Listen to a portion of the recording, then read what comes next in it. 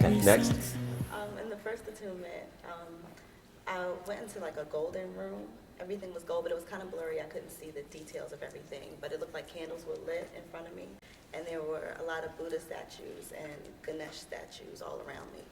And then the second night, it was just lots of green and like pulsating green light that was really bright. And last night, I was just like knocked out. Okay. It knocked me out after the crystal and Reiki. Okay. So you were in a golden room with Buddha statues and Lord Ganesha statues. One of the things that I'll give you, and this is applicable also to all of you can take this, you were brought into a temple on the inner planes. It is an invitation for you to accept the reality that you do have a connection to Lord Ganesha and to Lord Buddha, and they greeted you. They're inviting you to connect more with them. The frequency of gold is the most powerful frequency on the planet. And it is actually why all of you came into the human race, the human species, were genetically engineered to have more gold present on other places in the universe. So it's very, very powerful that you have that. And that's a major highlight. That's beautiful. Thank you for sharing. Okay. On my first attunement, I heard my own heartbeat very loud, and the blood flowed through my veins, and it seemed like I could go into every cell, and each cell itself was the universe. So I felt like I was just lost in the universe within all my cells, my blood, my heartbeat, everything. And second attunement, I saw a lot of friends in visions that need help. And they're just stuck in a place. And for my third attunement, the crystalline was the most powerful. I saw psychedelic flowers and all kinds of really cool stuff. Mm-hmm. And then it just ebbed out, and I went through all the others, and that was it, basically. Okay, that's beautiful. One of the things that I would say is that you're being shown that you're a healer, right? Yes. So you're being asked to come more into alignment with your ability to heal people. The people that you saw, those are just some of the people that you're going to work with energetically, spiritually. And you have a higher calling to start using some of that energy that's inside of you. And it's going to be fueled by the crystalline aspect of who you are, which is great. So I'd like to talk to you more about that before all of this is over and help you to start pursuing that. And what was the first thing you said again? The first thing, that I could hear my heartbeat really loud. Right. You were taken into, and this applies to all of you, inside there is a universe that you have that is an exact replica of the universe. And that is present inside of all of you. So a lot of times when you hear people say go within, they're inviting you to take stock of your own internal universe that everyone has. And there's a way that you can contact every single one of your cells, capillaries, mitochondrions, endoplasmic reticulums, everything that are the genetic DNA factors of how you were engineered. You can interface with all of that. So you had a brief interface with your own universe, and that's a beautiful thing. This is the reason why people should never be sick or allow themselves to have the frequency of sickness within their body, because it's too easy to heal. And when people don't have the ability to go within their own universe and speak to the organisms of your arrangement to release those frequencies, that is a form of retardation. There's no reason for anyone to be sick with anything. So I place that as a seed in your consciousness that if you ever do feel something or a disturbance or a dis-ease or something that is attempting to take hold in your body, disallow it. It's that simple.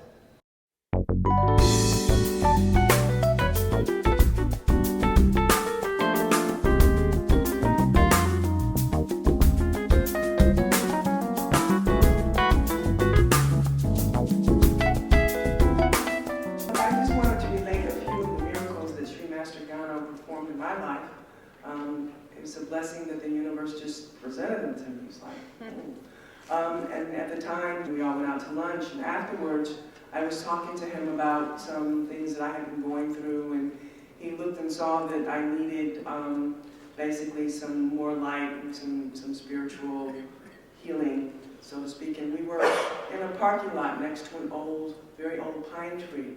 And he touched the pine tree, he looked at the tree, and the tree was producing sap. So he took the sap from the pine and placed it on my third eye.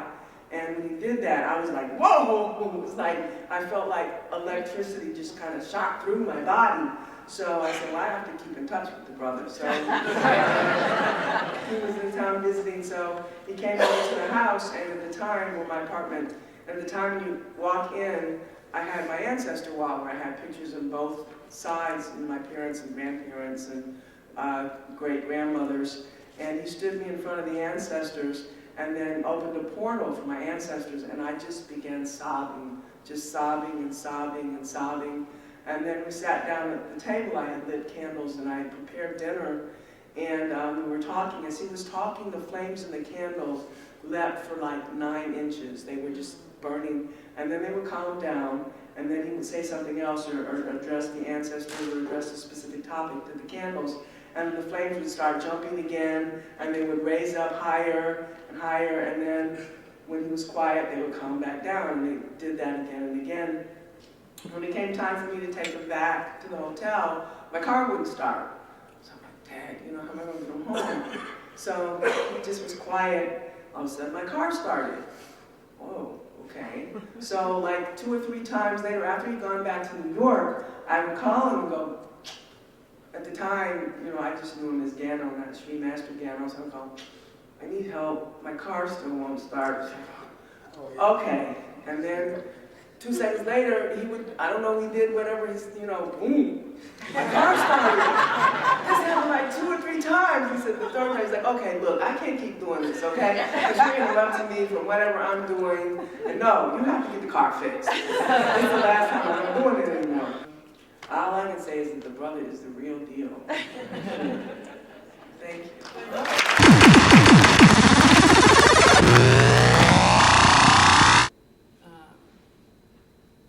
I was laying down, and that one I felt the energy in my third eye. And that night, I had a dream about Sammy Davis Jr.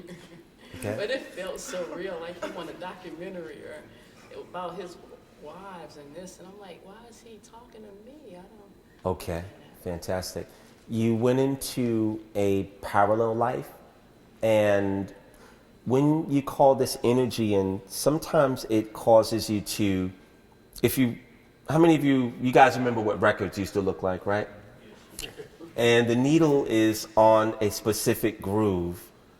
If you look at all of the lines that are adjacent to where the needle is at, that would be reminiscent to parallel lives where, you know, there are certain parallels where Bernie Mac did not die. He's still alive. Where Sammy Davis Jr. was an old man. Other realities, he died when he was young. So when you have the energy that is coming to your body that you called in, it will cause certain things like that to happen where you may shift into an alternate reality that is a real thing and just see what's going on there. And that happens most of the time when you're dreaming. So that's something that you experience. Hi, good afternoon, everybody. I am so happy and blessed to be here with all of you, and I'm just having a great day. I met the Queen and I met King over here, meeting quite a few people. It's a great day. But I wanted to share with you some miraculous things in my life that happened actually quite quickly. Last year, exactly last year, I was teaching a course and I felt ill. It was January 14th. By January 18th, I was in the hospital, Martin Luther King Day. I was completely paralyzed. Then I couldn't eat. They had to give me a peg tube, if you know what that means. And my world was actually turned upside down. My husband was doing a lot of research on medicines and different things, and I was just seriously praying and lighting candles. And my mother is a great shaman, and she was a serious prayer. And I kept asking for my teacher. So my husband comes one day, he goes, hey, you gotta listen to this. And I listened for the first time to Sri Master Gano's words. And my ears just perked up, and I said, I need to know this man. And my husband says, yeah, let's go. Next thing I know, it just happened so quickly. The day we called, just so happened he was giving a course in October and was doing the Kundalini and Hypernatural. So everything just fell in place, and we went. And I went there with my cane, and I'm always smiling, and most of you probably know that. I'm just a happy bee. And I was walking with my little cane and in there, and then he decided that he's going to do the cord cutting. And to be honest with you, I didn't know what that meant at first. I just raised my hand, I'm going to do it. Whatever this man is talking about, I'm going to do it, right? The course was outrageous. It was great. The people were just, the energy was amazing, fantastic. And when I walked up, it just so happened people let me go first. I guess the cane thing, and so I wobbled up, and he was waiting for me. And thank you, because both these wonderful men were on the side, and I had to get on my knees, which was very difficult for me. If I got to the floor, I would stay on the floor because I couldn't get back up. And praying the whole time in, and I'm saying, I know I'm in the right place. I got on my knees, and he worked on me, and there were so many things that happened simultaneously. The first thing was that I felt as though I was removed from my body for a moment.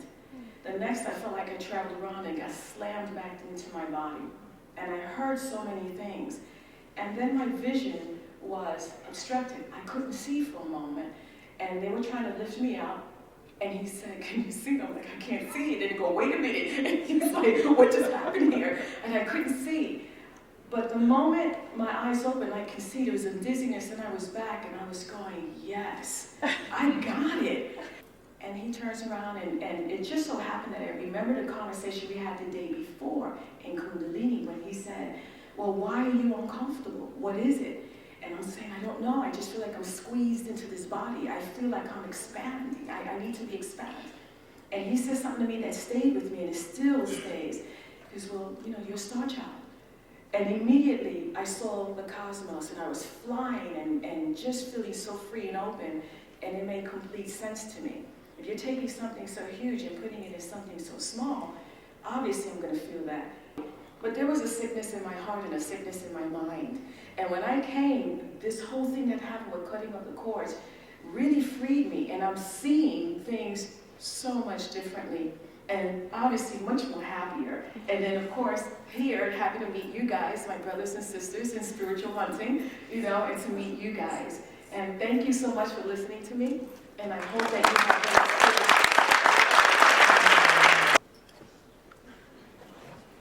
Hello, my name is Jennifer. Nice to meet you. Jen. I'm going to be brief. Sorry. 5 years ago, I fell from a second story to a first story, and I separated my ankle an 1.5 inches, my left ankle, and I have a metal plate in my ankle. And it took me a long time to learn how to walk again, and I didn't like to talk about it, didn't like to mention it, because at the time that it happened, I was somewhere where I knew I wasn't supposed to be. So I didn't like to complain about it, and in the Kundalini seminar, Sri Master asked me, do you have pain in your ankle? Where is it? So just every once in a while, but it's okay. Because I had learned to just settle and deal with the pain. And after the cord cutting, Sri Master said a prayer over my ankle. And I can tell you that I'm in heels today. I'm wearing heels.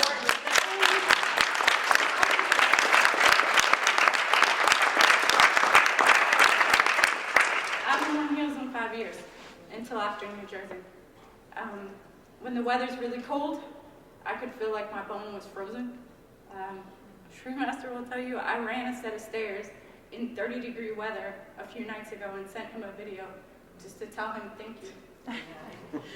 But the other thing I'll tell you is that one of the biggest lessons for me is to not hold on to negative energy and negative thoughts. Every once in a while, since New Jersey, I'll feel a little bit of a pain in that ankle, And I know what it is. It's almost like my check saying, wait a minute, why are you having that thought? Why are you doubting yourself? And as soon as I change my thought process, it goes right away.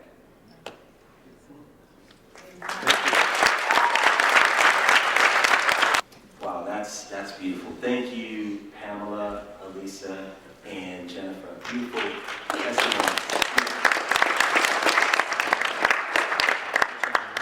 Okay, I'm really grateful and humbled that, you shared those experiences with the audience because they're personal, And a lot of times people don't want to share some of the magic that happens in their lives, but, I encourage that because it gives other people hope and it helps to deepen people's faith, and I think that's really important.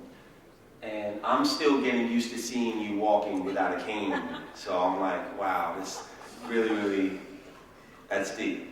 I'm never let down by the things that happen. It's a daily occurrence that, spiritual world always has something to offer of value, and that's true for everybody.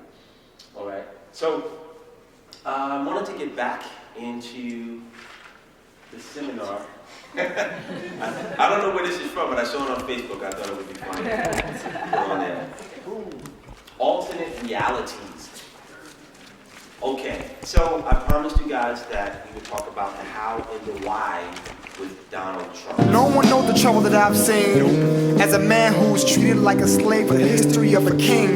No, I'm not a thing. I'm more of a spiritual being. I spit things, I spit seeds. Like I ate watermelons, but instead I don't eat what the world is selling. Put thoughts into the ground, knowing dreams can grow. As long as I be a farmer and continue to sow. Can you relate with the man that the world hates, but still I'm not fake? And I won't give up until my people is awake. My words is like a violent shake, or like an ice cold shake. Brain freeze, I spit these words that make brain freeze and think.